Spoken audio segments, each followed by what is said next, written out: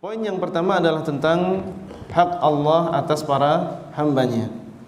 Beliau menyebutkan pertanyaan yang pertama, mengapa Allah menciptakan kita? Kemudian beliau mendatangkan jawabannya dengan ringkas. Beliau mengatakan Allah menciptakan kita semuanya untuk beribadah kepadanya dan tidak menyekutukan Allah dengan sesuatu apapun. Dalilnya firman Allah, "Wa ma khalaqtul jinna wal insa illa liya'budun." Dan tidaklah aku ciptakan jin dan manusia kecuali untuk beribadah kepadaku. Surat Az-Zariyat.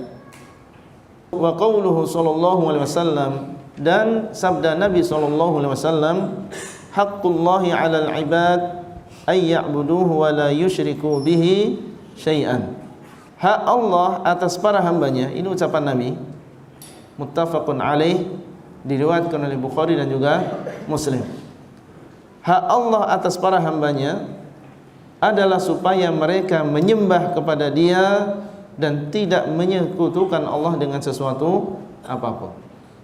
Beliau membawakan dalil pertama dari Al-Quran, kemudian yang kedua dari hadis, dan hadisnya muttafaqun alaih, diriwayatkan oleh Bukhari dan juga Muslim, jelas menunjukkan kepada kita bahwasanya kita diciptakan di dunia adalah untuk beribadah.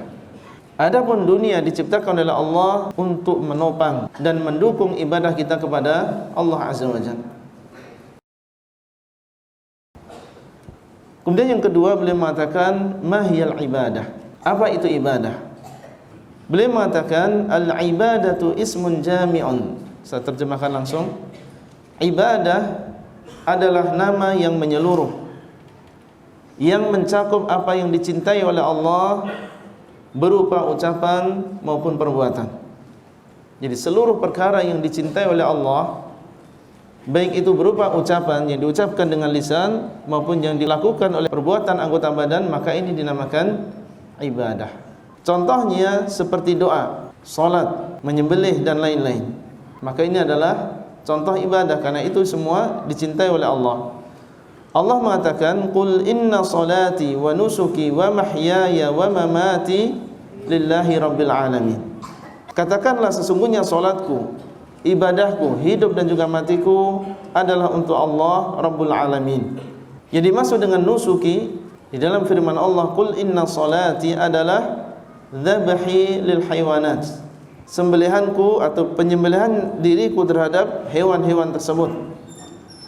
Wa qala sallallahu alaihi wasallam, qala ta'ala, "Wa ma taqarraba ilayya 'abdi bi syai'in ahabba ilayya mimma aftaradtuhu 'alaihi."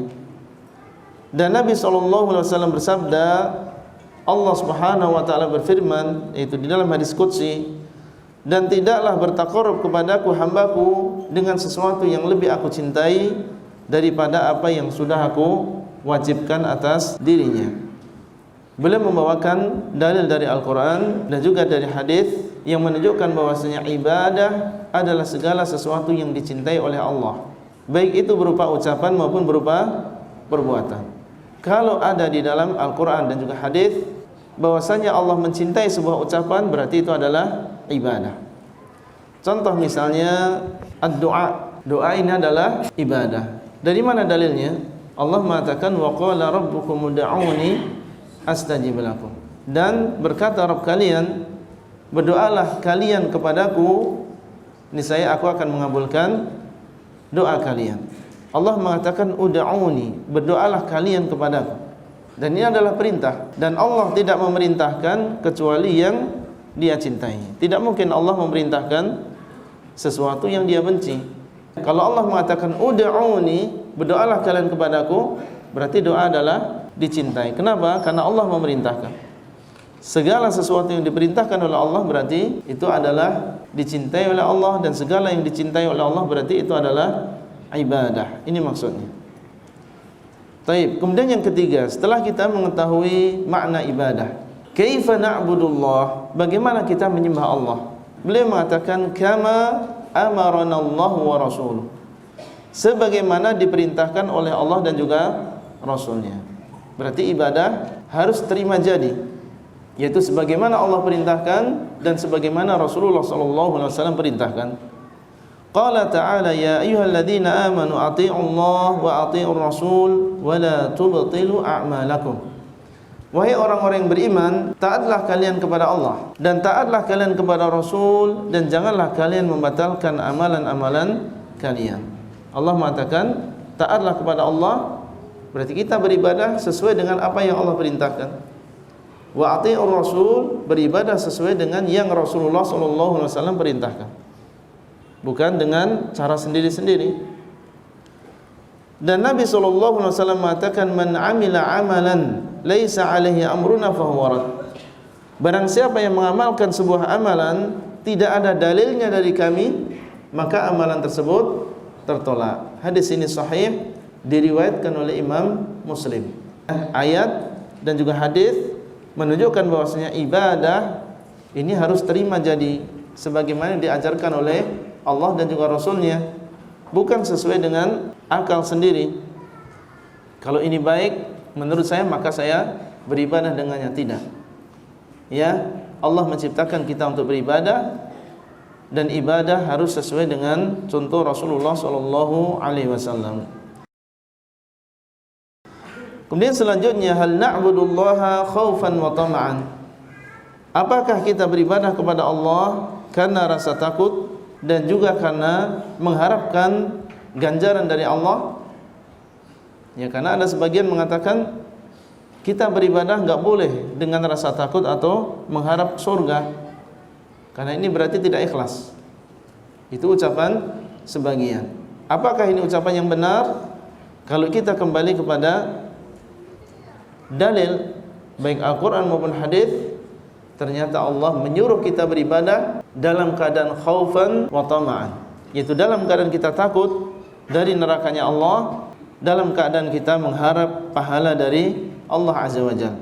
Beliau mengatakan, na'am, iya, na'buduhu kadzalik. Kita beribadah kepada Allah dengan dasar rasa takut kepada Allah dan juga mengharap ganjaran pahala dari Allah. Apa dalilnya? Qala ta'ala yasiful mu'minin. Allah berkata mensifati orang-orang yang beriman, yad'una rabbahum khaufan wa tama'an. Mereka orang-orang yang beriman berdoa kepada Rabb mereka dalam keadaan khaufan wa tama'an. Khaufan, takut dari neraka, wa tama'an, karena mereka mengharap surga dari Allah Azza wa Jalla. Ini Allah yang mensifati, yaitu mensifati orang-orang yang beriman bahwasanya mereka beribadah kepada Allah dalam keadaan takut dan mengharap. Itu dari Al-Quran. Dari hadis, Nabi SAW bersabda, as'alullahal jannah wa a'udzu bihi minan nar. Aku meminta kepada Allah surga dan aku berlindung kepadanya dari neraka. Hadis ini sahih, diriwayatkan oleh Abu Dawud. Ini yang mengucapkan Rasulullah sallallahu alaihi wasallam. Apakah kita katakan beliau tidak ikhlas di dalam ibadahnya? Tentunya tidak. Beliau adalah akhlasul ibad, orang yang paling ikhlas ibadahnya. Tapi beliau mengatakan, aku meminta kepada Allah surga dan aku berlindung kepadanya dari neraka. Baik. Kemudian yang selanjutnya, apa yang dimaksud dengan ihsan di dalam ibadah? Yang dimaksud dengan ihsan, kata beliau, adalah muraqabatullahi fil ibadah. Adalah merasa diawasi oleh Allah di dalam ibadah. Jadi selain kita merasakan atau kita beribadah kepada Allah dengan rasa takut dan juga mengharap pahala, maka harus diiringi dengan ihsan, yaitu merasa diawasi oleh Allah di dalam ibadah. Karena kalau seseorang ketika beribadah merasa diawasi, maka dia akan berusaha untuk baik di dalam ibadahnya. Karena Allah mengawasi batin dan juga mengawasi apa? Zahir. Dalam beribadah, karena merasa diawasi batinnya, maka dia berusaha untuk ikhlas. Tidak beribadah karena riya dan juga sum'ah. Dan karena dia diawasi zahirnya juga oleh Allah Azza wa Jalla, maka dia berusaha bagaimana ibadahnya sesuai dengan contoh Rasulullah SAW. Sehingga orang yang sampai derajat ihsan ini merasa diawasi oleh Allah, maka dia akan baik zahirnya maupun batinnya. Dalilnya kata beliau, alladzi yaraka hina taqum wa taqallubaka fis sajidin. Dialah Allah yang melihatmu ketika kamu dalam keadaan berdiri dan juga bolak-baliknya dirimu di antara orang-orang yang bersujud. Adapun dari hadis, maka Nabi SAW mengatakan al-ihsanu an ta'budallah ka'annaka tarahu fa in lam takun tarahu fa innahu yarak. Yang dimaksud dengan ihsan adalah engkau beribadah kepada Allah seakan-akan engkau melihatnya. Seandainya engkau tidak bisa demikian, maka sesungguhnya Dia, yaitu Allah, melihatmu. Hadis ini sahih, diriwayatkan oleh Imam Muslim. Jadi adalah ringkasan 5 poin yang isinya adalah tentang masalah ibadah. Jadi Allah menciptakan kita untuk beribadah. Dan ibadah adalah segala sesuatu yang dicintai oleh Allah. Ibadah harus disertai dengan rasa takut dan rasa mengharap pahala dari Allah. Ibadah disertai dengan muraqabah, yaitu merasa diawasi oleh Allah Azza wa Jalla. Dan ibadah harus sesuai dengan sunnah Rasulullah SAW. Ini poin yang ingin disampaikan oleh beliau pada bagian yang pertama ini.